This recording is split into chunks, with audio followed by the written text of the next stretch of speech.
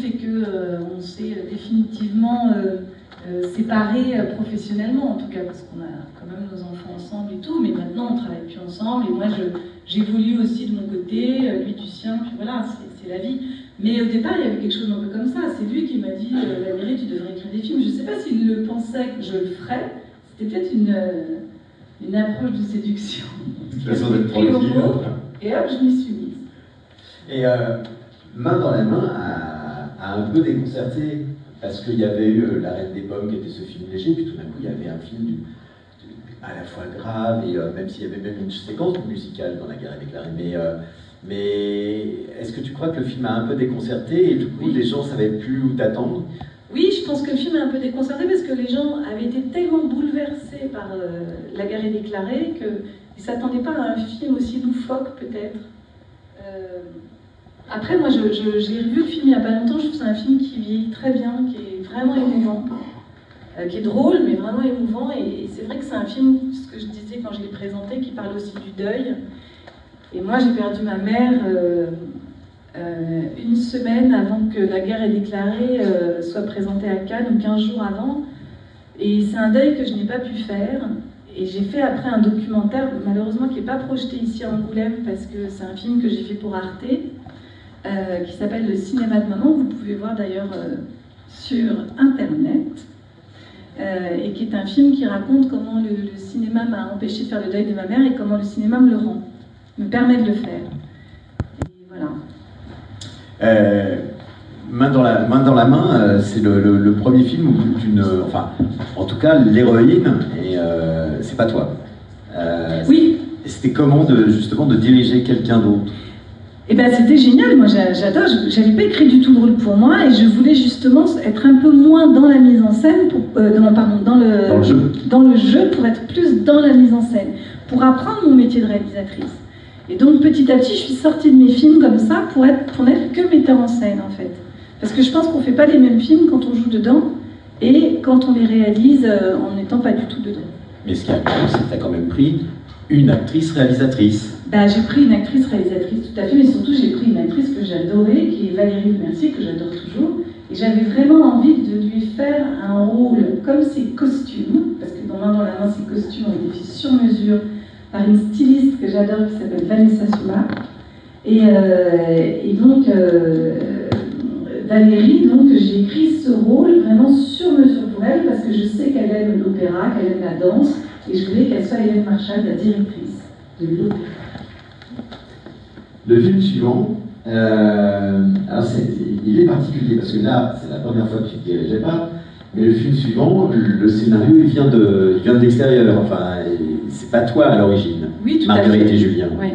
En fait, c'était une amie script, Virginie Prin, qui m'avait offert ce livre pour mon anniversaire en me disant c'est fou, j'ai pensé à toi, j'ai vu que ce scénario que Jean Cruau avait écrit pour Truffaut était édité, et elle me l'avait offert. Et je l'ai lu et je me suis dit ah là là, il faut que ce soit mon prochain film. Et à l'époque, je connaissais un peu Jean Cruau. Et donc, je l'ai appelé pour lui dire, voilà, on va vous faire ce livre et tout ça, j'aimerais l'adapter avec toi. Et il m'a dit, d'accord. Et donc, j'ai eu le privilège d'aller chez Jean Cruau. Donc, j'allais tous les jours chez lui, dans sa petite maison du 19e, et on écrivait ensemble. Et il me racontait des anecdotes de Truffaut, qui mangeait toujours la même chose, un steak très cuit avec des frites, que c'était barbant, que lui, la seule chose qu'il aimait, Truffaut, c'était faire des films, manger, il s'en foutait complètement. Alors que Cruau, lui, il aimait manger. Et donc, voilà. Et ce qui m'est apparu très important dans Marguerite et Julien, c'était surtout parce qu'au départ, le scénario s'appelait l'histoire de Julien et Marguerite. Et moi, quand j'ai lu, j'ai vu tout de suite la force du rôle féminin et le côté féministe qui a pris le dessus. Et j'ai appelé ça l'histoire de Marguerite et Julien. Et je voulais raconter l'histoire d'une femme libre d'aimer. Et libre d'aimer quelque chose d'irrévérencieux comme son frère, plutôt que d'aller au couvent ou de se marier avec un homme qu'elle n'aimait pas. Alors, le film a été présenté au Festival de Cannes, en compétition. Tu faisais partie à l'époque, ça s'est un petit peu arrangé depuis, des rares femmes à avoir présenté un film en compétition. Comment ça s'est passé? Parce que, enfin, moi j'y étais, j'ai vu le film là-bas, que j'ai adoré. Et je pensais que tout le monde allait être comme moi, et ça a été, enfin j'entendais des trucs qui étaient mais hallucinants de violence. Oui, le film film a été détesté, vraiment, ça a été fou, quoi. Je ne sais pas pourquoi. Je pense que le film n'est pas normal et les gens, ça les a dérangés. Il y a quelque chose qui... Le film s'est autorisé beaucoup de liberté parce que moi, je voulais faire un film d'époque sans époque. Je me disais, mais en fait, c'est absurde de vouloir reproduire une époque puisque de toute façon, on n'y était pas. Donc même quand on cherche à reproduire une époque, de toute façon, ce n'est pas l'époque. Il faut arrêter de se raconter n'importe quoi. Mais d'ailleurs, quand on voit là le Comte de Monte Cristo, que je trouve super et tout ça, je suis sûre que c'est pas du tout réaliste par rapport à ce qu'était l'époque. Enfin, donc soit on fait un plagiat de l'époque en faisant croire que c'était l'époque, soit on se dit, bon bah voilà, de toute façon, c'est de la science-fiction. Donc j'ai décidé, moi, de faire un film d'époque sans époque, et de toute façon, ce que je voulais, c'était raconter un conte. Et je voulais faire un film pour enfants, en fait. Comme dans Podane, il y avait un hélicoptère, voilà. Comme dans Podane.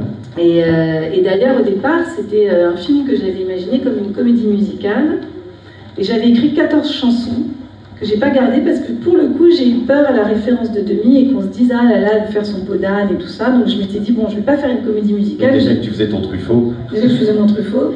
Et donc, j'ai pas fait de comédie musicale, et c'est la musique qui est devenue, comme ça, très importante dans le film. Et par contre, quand il y a l'hélicoptère, j'ai même pas... C'est mon inconscient, là, pour le coup. C'est pour ça que je dis... D'ailleurs, ma menteuse le dit souvent que j'ai mon inconscient en bandoulière, mais mon inconscient me joue tout le temps des cours. Et quand il y a eu cet hélicoptère, j'ai même pas pensé à Podane. C'est après, tout le monde disait, ah là là, elle a voulu imiter Podane, en plus avec l'hélicoptère, qui est même pas transparent. Et, non, loin de là, même. Et donc, en fait, ce qui s'est passé, c'est que je voulais faire un film d'époque sans époque, où toutes les époques se mélangeaient, vraiment d'être libre. Et ce que je trouve... J'ai fait un énorme postillon. En fait, je voulais être libre de faire le cinéma comme je l'entendais. En fait, je trouve que le cinéma, c'est un endroit de liberté. Et c'est pour ça que j'aime le cinéma, c'est que c'est un endroit où la liberté, où on peut faire autant de films de la manière qu'on veut. En fait, on s'en fout des règles, on fait ce qu'on veut, quoi. Le cinéma, c'est pas forcément un découpage précis, c'est sa vision des choses et essayer de la rendre en image. Alors bien sûr que le découpage est important, bien sûr qu'il y a plein de choses qui sont importantes, mais on voit bien que le cinéma, depuis qu'il existe, se réinvente tout le temps. Et c'est ça qui est magnifique. Et d'ailleurs, quand on voit la zone d'intérêt, par exemple, l'intelligence du film, d'utiliser un procédé qui est presque celui de la télé-réalité, c'est un film qui n'aurait pas pu exister dans les années 60. Je pense que personne n'aurait eu cette idée. Là, il a utilisé aussi des procédés nouveaux de représentation de l'image pour faire un film d'une intelligence dingue qui est la zone d'intérêt et qui permet de raconter quand même que ça a existé, c'est pas quelque chose qui n'a pas existé comme disent certains, et surtout de toucher un grand nombre de gens et de raconter qu'est-ce que c'est qu'être un bourreau et de faire comme si on l'était pas et de continuer sa vie en bouffant des poulet rôti. Enfin, c'est dément. Et ça, c'est aussi le cinéma, c'est aussi ça, c'est que ça évolue tout le temps. Et donc il y a 1000 façons de faire les films. Il faut juste les faire et réfléchir à comment les faire de façon honnête et intelligente. Parce que le cinéma, ça se réfléchit. Détaché du cirque cannois, le film, maintenant, comment tu le vois? Mais moi, je m'en foutais complètement que le film soit pas pris à Cannes, parce que ce qui était important pour moi, c'est d'être en compétition officielle. Et d'ailleurs, quand j'avais reçu l'annonce, Thierry Frémaux m'avait appelé, j'avais raccroché, je m'en souviens tout le temps. J'avais dit, oh, mais ça veut dire que je peux avoir la Palme d'Or. Et alors j'ai pas eu la Palme d'Or, moi, mais j'ai eu, qu'est-ce qu'on pourrait dire, je sais pas, quand on a un échec, je sais pas, il n'y a pas d'expression. Des sauts de merde. Oui, un peu, oui. Non, mais c'était ça. Hein. Des sauts de merde. Bien sûr, c'était extrêmement violent. Mais en fait, je m'en foutais parce que moi, j'étais contente, en fait. D'abord, mon film, je l'adore. Je le trouve, j'aime tous mes films, c'est vrai. Et je ne dis pas ça du tout par prétention. Je ne sais pas comment dire, parce que ça peut paraître prétentieux, mais je les respecte, mes films, parce que je me respecte, je crois. Enfin, c'est tellement... Je l'ai fait avec tellement d'amour et tellement pas de calcul et tout ça que de toute façon je crois que quand on fait des films on ne peut pas faire l'économie de ce qu'on est. Et d'ailleurs la preuve en est, c'est que Marguerite et Julien, c'est un film qui a été incompris, mais vraiment. Et donc moi j'étais heureuse d'être à Cannes. Après j'étais triste parce que tout le monde a retourné sa veste, le film a été repoussé, c'était maudit, quoi. C'est-à-dire que le film, la date de sortie a été repoussée, du coup il est sorti en décembre. Il est sorti le 4 décembre, le jour de l'anniversaire de ma mère, le jour où ils ont été exécutés un 4 décembre. Et il y a eu les attentats du 13 novembre, donc ça a été une espèce de truc, et le film a fait 30 000 entrées, le même nombre d'entrées que La Reine des Pommes.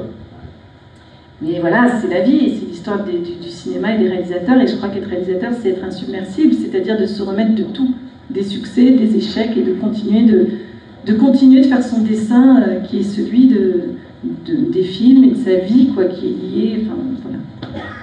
Il y a 4 ans, avant Notre-Dame, c'est lié à ça?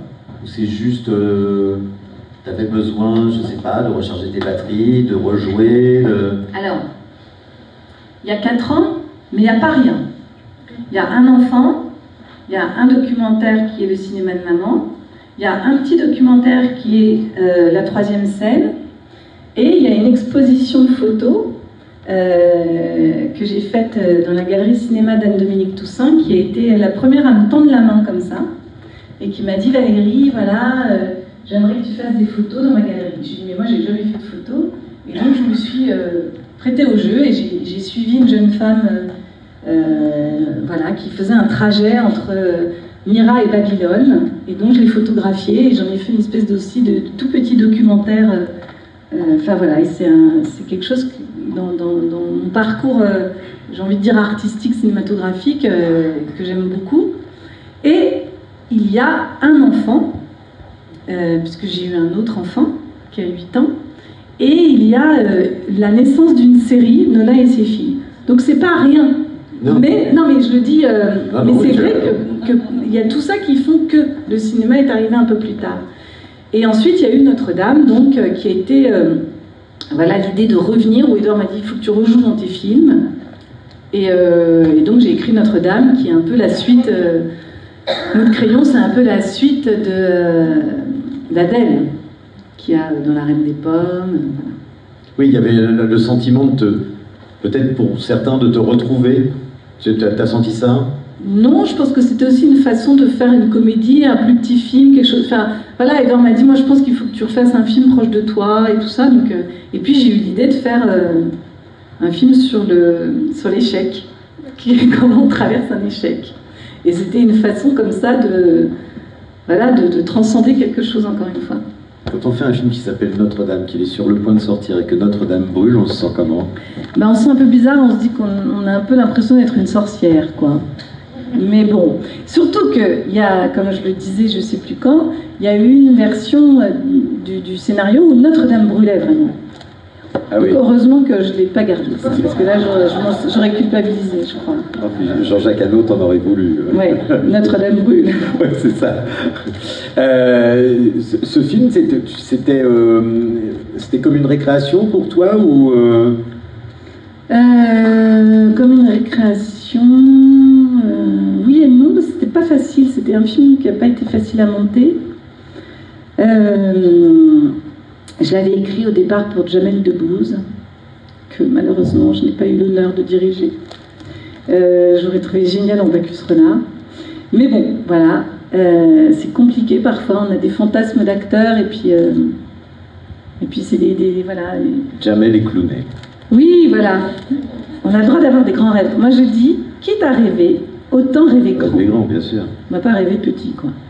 Et donc voilà, et non, ça a été un film pas simple à faire, mais ça a été un vrai plaisir à faire, par contre.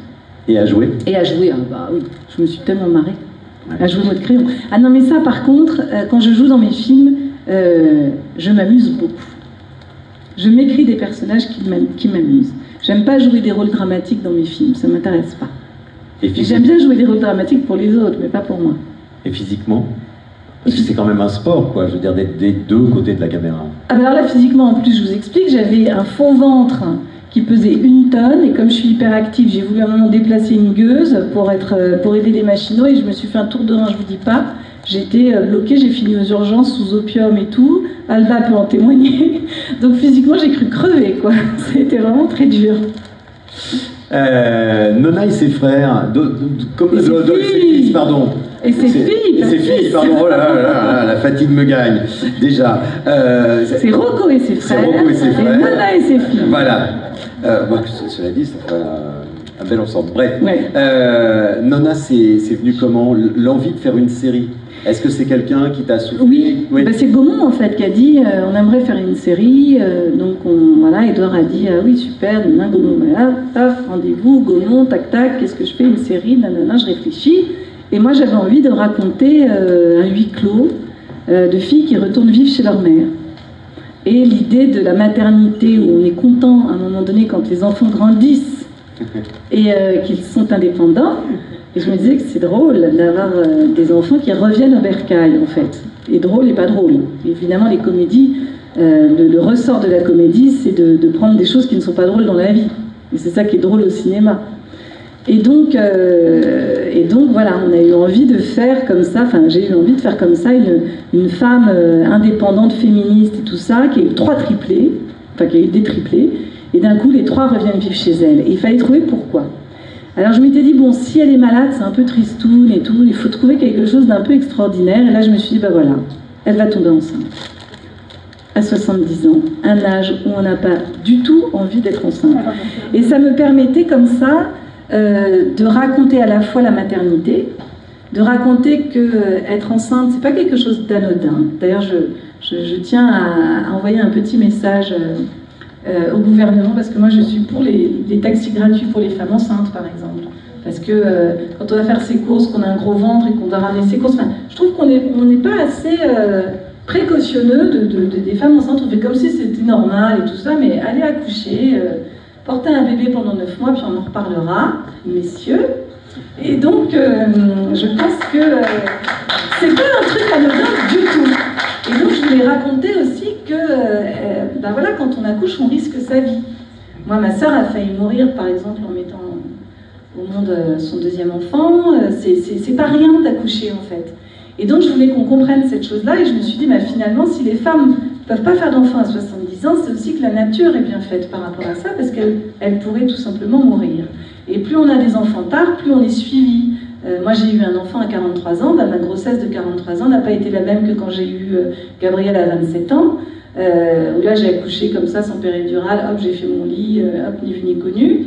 Et puis, bah, 43 ans, c'est pas pareil, quoi. On est plus fatigué, on a le corps aussi qui est plus abîmé, enfin, on met du temps à se remettre et tout ça. Donc, je trouvais que c'était important de raconter ça et de raconter que voilà, les femmes à 70 ans peuvent risquer leur vie vraiment et de jouer sur, encore une fois, la question du deuil, la question de la maternité, la question de la sororité, de ses sœurs entre elles, de cette femme qui les a élevées seules, et puis sur le deuil de la mère aussi, puisque j'avais besoin, je crois, d'en parler. Et le fait de perdre sa mère, c'est une douleur, quoi. Et le fait de ne plus avoir de parents, parce que maintenant j'ai plus de parents, ben c'est difficile.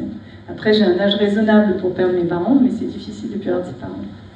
Comment t'as choisi ta mère de cinéma? C'est un truc, mine de rien, important. Et c'est Miu Miu, là, en l'occurrence. Oui, alors là, ça a été aussi compliqué, parce que c'était pas tout à fait pensé comme ça au départ, mais bon, je vais pas rentrer dans les détails des coulisses des films, mais souvent, voilà, on rêve de quelque chose, puis on a quelque chose d'autre, on se réadapte et tout ça. Donc là, au départ, c'était pas forcément pensé pour Miu Miu, mais au final, c'était super de le faire avec Miu Miu, et ça a été une nonna drôle et comment dirais-je, et un peu dure aussi. Et ça a d'ailleurs fait évoluer le personnage, et j'ai un peu retravaillé par rapport à ça. Enfin, en 2023, arrive L'amour et les forêts, une adaptation du livre d'Éric Reinhardt. Comment t'es venu le livre? Tout simplement, tu l'as acheté, tu en as entendu parler, ou on te l'a apporté et on t'a dit tiens, ça serait bien pour toi? Non, pas du tout. C'est un livre que j'ai acheté en 2014 quand il est sorti, parce que je connaissais Éric Reinhardt. Moi, j'étais en train de tourner Marguerite et Julien. Et c'est un livre que j'ai lu pendant le tournage de Marguerite et Julien, et que j'ai trouvé absolument génial, que j'ai dévoré, mais comme un polar, quoi. Et ce qui m'a donné envie de l'adapter, je me suis dit, oh là là, mais ce serait tellement génial d'adapter ce livre comme un polar, quoi, comme un thriller. Et je me suis dit, un jour, quand je serai grande, je le ferai, quoi.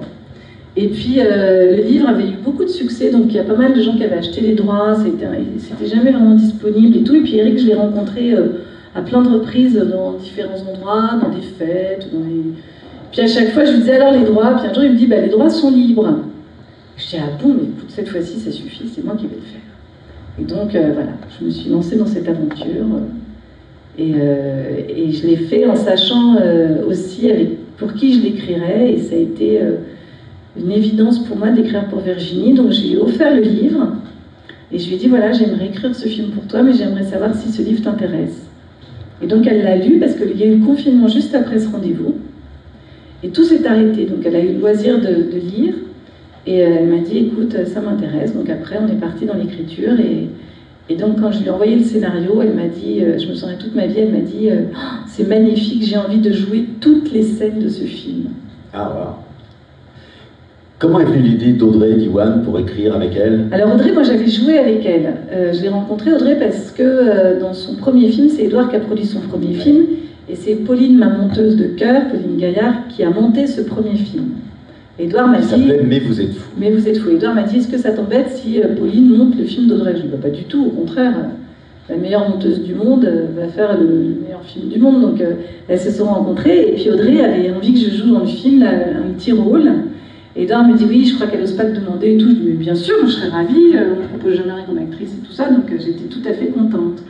Et donc j'ai rencontré Audrey, puis on s'est très bien entendus, et puis on avait parlé d'ailleurs, on s'est dit des choses très intimes, très fortes tout de suite, et puis au bout de, je sais pas, quand on s'est revus, on est devenus un peu amis et tout, et puis on a parlé de ce livre d'Éric Renaud qu'elle avait vraiment adoré elle aussi. Donc je me suis dit, si je dois écrire avec quelqu'un, ce sera avec elle parce qu'on a la même vision du livre. Donc voilà, ça s'est fait comme ça, un peu naturellement. Mais en général, je suis quelqu'un d'assez instinctif. Et comme je fais des films, c'est un peu comme réussir des équations. Donc il faut toujours trouver les bonnes personnes pour faire la meilleure équipe, pour faire le meilleur film. Et quelquefois, je change. Je ne prends pas toujours les mêmes chefs opérateurs. Il y a des postes où ça ne change jamais, par exemple la monteuse. Alors, sauf rue du Conservatoire, où là, c'est l'assistante de Pauline qui a monté le film. Qui est Clara Chapuis, qui est une fille géniale, qui va être une grande monteuse, donc je suis contente parce que ça en fait une deuxième, enfin il y en a plein d'autres. Hein. Oui. Et c'est vrai qu'il y a des endroits où ça change, par exemple avec les chefs opérateurs, parce que parfois j'imagine que tel chef opérateur sera peut-être bien pour ce film-là. Et puis je trouve que c'est bien aussi parfois de changer à certains postes, parce que sinon j'ai l'impression qu'on rebat pas les cartes d'un jeu. Et par exemple, le chef opérateur, c'est un endroit où on est très en binôme avec le metteur en scène. Et puis moi, je suis aussi épuisante quoi, sur un plateau. Donc, comme je suis assez productive et tout ça, il ne faut pas trop fatiguer les gens quand même.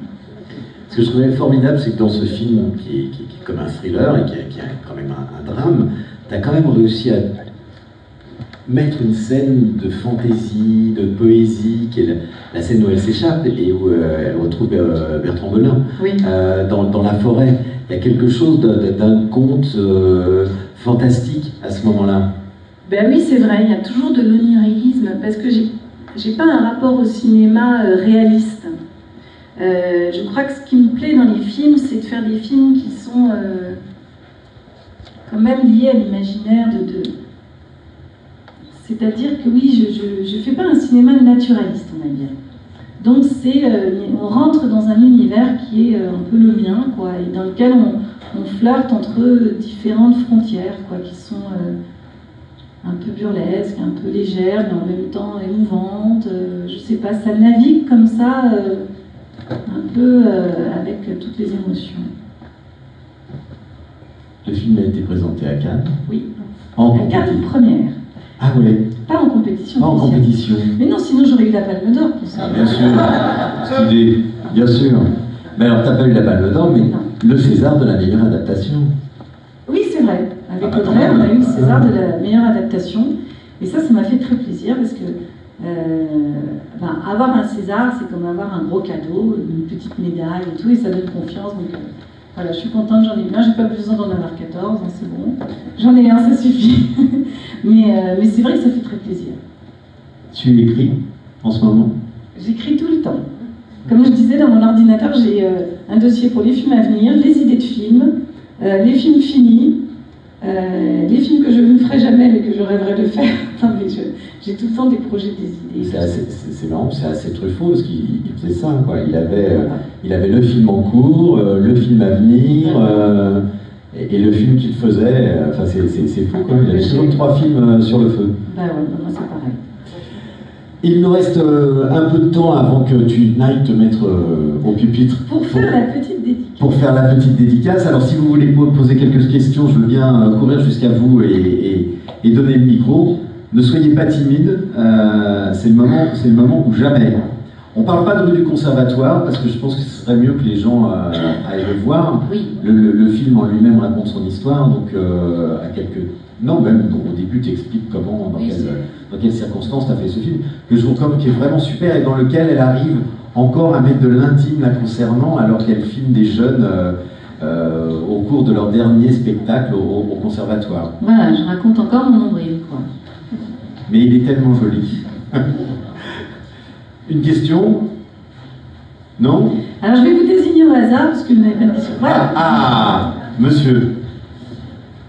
Alors je vous amène le micro. Allez, non, mais je vous amène le micro comme ça, comme on enregistre en même temps, ça sera mieux. Alors ça concerne surtout beaucoup les castings que tu vas faire pour un film. Alors j'imagine que tes premiers rôles, tu dois écrire pour eux, sûrement. Et après pour les rôles, les autres rôles, est-ce que tu les connais déjà ou est-ce que tu vas les caster derrière? Non, souvent je les connais, ou alors je peux rencontrer quelqu'un et me dire tiens, lui serait super, allez hop, en voiture. Mais non, j'ai quand même... je fais pas beaucoup de casting, c'est vrai. J'aime pas beaucoup faire passer des castings parce que j'ai l'impression que quand on regarde quelqu'un, sa manière de bouger, sa manière de parler, on sait beaucoup de choses déjà. Donc en général, je me fie à mon instinct. Mais bon, de temps en temps quand même, je prends des directeurs de casting. Une autre question? Lancez-vous, hein, c'est le moment ou jamais. Oui, ici. Pardon. Voilà, je disais tout à l'heure, les hommes ne sont pas nombreux, mais en fait, ils sembleraient être un peu plus curieux. Oui, excusez-moi. Bonjour. Bonjour. Vous avez évoqué le fait que vous aviez fait une exposition de photos. Oui. Est-ce que vous avez déjà contact pour faire cette exposition de photos? Est-ce que vous aviez déjà fait de la photo à titre personnel et que vous avez été convaincu pour ça? Et après, le rapport par rapport au cinéma, qui est aussi un métier d'image, alors que le photographe est un métier d'image, est-ce que vous avez aimé cette expérience-là? Est-ce que vous voulez la retenter? Oui, j'ai... Non, j'avais jamais fait de photos, j'ai bien aimé ça. J'avais fait un peu une mise en scène de photos pour Madame Figaro à l'époque de Marguerite et Julien quand c'est partait à Cannes. Et j'avais mis en scène Anaïs Desmoustiers dans un portfolio du Madame Figaro de 4 ou 5 pages comme ça, avec des accessoires créés par une artiste qui s'appelle Yas Bequet, avec qui j'avais travaillé sur l'adaptation du jeu d'amour et du hasard pour Arte qui s'appelle Que d'amour. Et donc qui fait des choses en plexiglas, je crois, enfin du plastique très rigide, et elle fait des choses en trompe-l'œil. Donc des cheminées, des bougeoirs, des théières. Et donc j'avais fait toute une série de photos, mais que j'avais mises en scène. J'avais pas pris les photos. Parce que je suis pas du tout technicienne, je sais pas, moi la lumière, ça m'intéresse pas. Moi ce que j'aime, c'est vraiment la mise en scène. Et donc, oui, peut-être un jour je m'essaierai plus à la photo, mais je suis pas assez patiente pour lire les modes d'emploi, par exemple. Donc, savoir calculer la lumière, le truc, le machin, c'est pas mon... J'arrive pas. Donc, faut que ça aille vite, quoi. Allez, une dernière. Voilà.